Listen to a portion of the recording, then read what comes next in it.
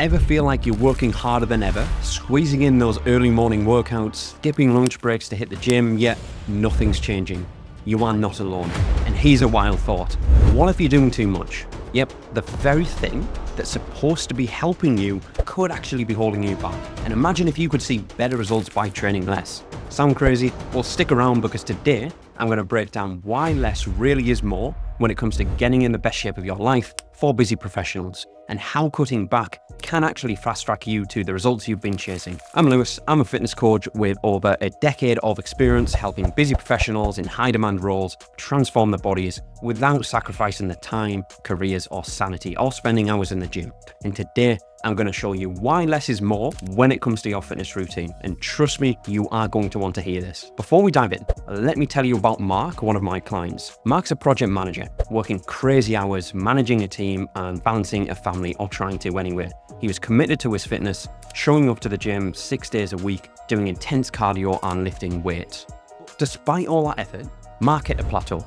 He wasn't gaining strength, his energy levels were shot, and he felt like he was stuck spinning his wheels. He was frustrated, quite honestly, and he thought that if he worked out more, he'd see faster results. Which maybe you've thought about that too. But fast forward a few months, and Mark's now stronger, leaner, and feeling better than ever. He dropped up to 10% body fat, and guess what? He's only training 3 times per week.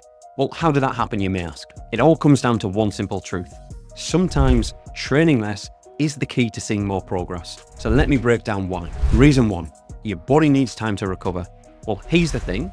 When you actually train, you're actually breaking down muscle fibers. It's during the recovery process, when you are resting, that your muscles repair and grow stronger. If you're constantly working out every day, your body doesn't get the time it actually needs to recover. And if you're not recovering, you're not growing, trust me. Pro tip is to aim for 3 full body strength sessions per week with rest days in between. These rest days are where the magic happens ultimately. Your muscles repair, your energy levels restore, and you come back stronger. Mark was working out 6 days a week, but his body felt constantly fatigued. When we cut his training down to just 3 full body sessions per week, his progress skyrocketed. His strength improved, his muscle definition became more noticeable because he was a low body fat percentage and he had a little bit more muscle on his frame, and he finally started seeing the results he was working so hard for. By training less, he was actually getting more out of each session. Reason 2, quality beats quantity every single time. It's not about how often you work out, it's about how effective your training sessions are. You could be in the gym 7 days per week,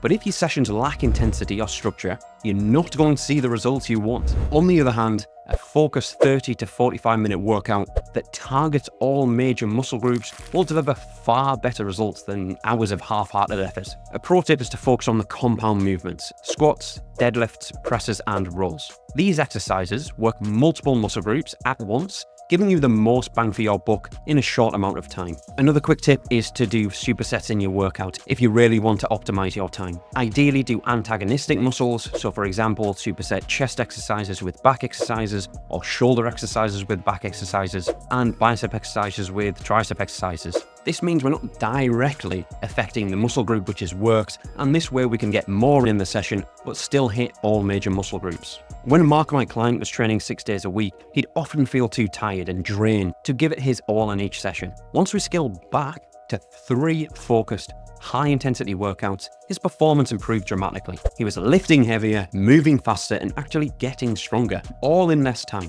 This ties back to the Metabolic Activation Protocol, MAP, in my Ultimate Accelerator system, which I use with my clients. It's about getting maximum results in minimal time by focusing on the right exercises, not spending endless hours in the gym or sacrificing your time. Reason 3, overtraining leads to burnout. Training more can actually lead to overtraining, which can stall your progress and leave you feeling mentally and physically drained. Overtraining occurs when you're not giving your body enough time to recover between workouts. This leads to fatigue, reduced performance, and even an increased risk of injury. I've definitely experienced overtraining before over the years, and it's not ideal. You do not want to get into that situation. I'd refrain from underestimating the power of active recovery days, such as walking, light stretching, or even taking a yoga class if that's what you're into. It can keep you moving without overloading your body, but still burns a little bit of calories and just gets you out of the house. Mark, my client, was experiencing signs of overtraining when he first came to me actually. He was constantly tired, his joints ached, and he wasn't making any progress.